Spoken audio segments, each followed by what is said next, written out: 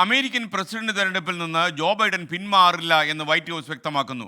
Democratic ഗവർണേഴ്സുമായി ജോ ബൈഡന്റെ നിർണായക കൂടിക്കാഴ്ച പുരോഗമിക്കുകയാണ്. ബൈഡന് പകരം പ്രസിഡന്റ് സ്ഥാനാർത്ഥിയാകുമെന്ന വാർത്തകൾ വൈസ് പ്രസിഡന്റ് കമല ഹാരിസ് തള്ളിക്കളഞ്ഞു. വിവരങ്ങളുമായി ന്യൂജേഴ്സിയിൽ നിന്ന് മധു കൊട്ടാരക്കര ചേരുന്നു. മധു, ഗുഡ് മോർണിംഗ്. യഥാർത്ഥത്തിൽ ജോ ബൈഡൻ മത്സരത്തിനില്ല എന്ന രീതിയിൽ വാർത്തകൾ പറഞ്ഞപ്പോൾ അമേരിക്കൻ ജനത എങ്ങനെയാണ് ഈ കാര്യത്തോട് പ്രതികരിച്ചത്? Good morning SKN. American presidential തെരഞ്ഞെടുപ്പിൽ നിന്ന് പിന്മാറുവാൻ സാധ്യതയുണ്ടെന്ന് ഒരു വിശ്വസ്തനോട് സൂചിപ്പിച്ചു എന്ന് ന്യൂയോർക്ക് ടൈംസ് റിപ്പോർട്ട് ചെയ്തതോടെ ഇന്ന് അമേരിക്കയിലെ ഒരു ചൂടുള്ള വാർത്തയായിട്ട് ഇത് മാറുകയായിരുന്നു. വൈറ്റ് ഹൗസിന്റെ ആദ്യ പ്രതികരണം നമ്മൾ ഇന്നലെ രാത്രി തന്നെ റിപ്പോർട്ട് ചെയ്തായിരുന്നു.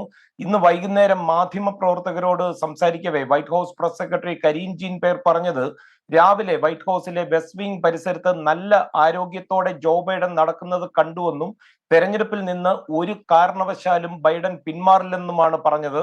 എല്ലാ ദിവസവും രാവിലെ എഴുന്നേറ്റ് അമേരിക്കൻ ജനതയ്ക്ക് പ്രഥമ പരിഗണന നൽകുന്ന ഒരു പ്രസിഡന്റാണ് ബൈഡൻ.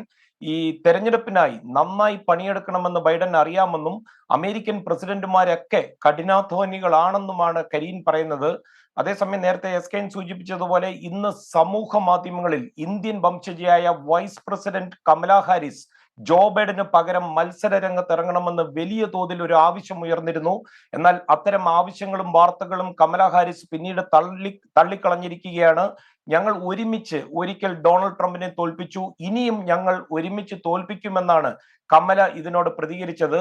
വൈറ്റ് ഹൗസിൽ ബൈഡന്റെ അത്താഴ വിരുന്നിൽ പങ്കെടുത്ത ഡെമോക്രാറ്റിക് ഗവർണർമാരുടെ യോഗം അല്പം നിമിഷം മുമ്പ് അവസാനിച്ചു. ഇവരുടെ പ്രതികരണങ്ങളിൽ നിന്ന് ഇവർ ബൈഡനോടൊപ്പം നിൽക്കുമെന്നുള്ള സൂചനകളാണ് വരുന്നത്. അതേസമയം പ്രസിഡൻഷ്യൽ ഡിബേറ്റ് താൻ കൊളമാക്കിയെന്ന് ഇത് ആദ്യമായിട്ട് ഒരു അഭിമുഖത്തിൽ ഇന്ന് ബൈഡൻ സമ്മതിക്കുകയും ചെയ്തു. CNN രജിസ്റ്റേർഡ് വോട്ടേഴ്സിന്റെ ദേശീയ അഭിപ്രായ വോട്ടെടുപ്പിൽ ഇന്നത്തെ നില നോക്കുമ്പോൾ ട്രംപിന്റെ തൊട്ടുപുറകിൽ കമല ഹാരിസ് ആണ്, ബൈഡൻ അല്ല. ട്രംപ് 49%, കമല 47% ഉള്ളപ്പോൾ ബൈഡന് 43% ഉള്ളൂ ജനപ്രീതി. എസ്കെൻ മധു, മറ്റൊരു വാർത്ത ഇപ്പോൾ അമേരിക്കയിൽ നിന്ന് വരുന്നത്, യഥാർത്ഥത്തിൽ നമ്മുടെ ജേതാക്കൾ ഡൽഹിയിൽ എത്തിക്കഴിഞ്ഞു. അവരിപ്പോൾ മൗര്യ ഹോട്ടലിൽ വിശ്രമിക്കുകയാണ്. അവർ പ്രധാനമന്ത്രിയുടെ ഓഫീസിലേക്ക് പോകും. നമ്മുടെ ജേതാക്കൾ ലോക ജേതാക്കളായിട്ട് അവർക്ക് ആവേശകരമായ സ്വീകരണമാണ് ഇന്ത്യയിൽ കൊടുക്കുന്നത്.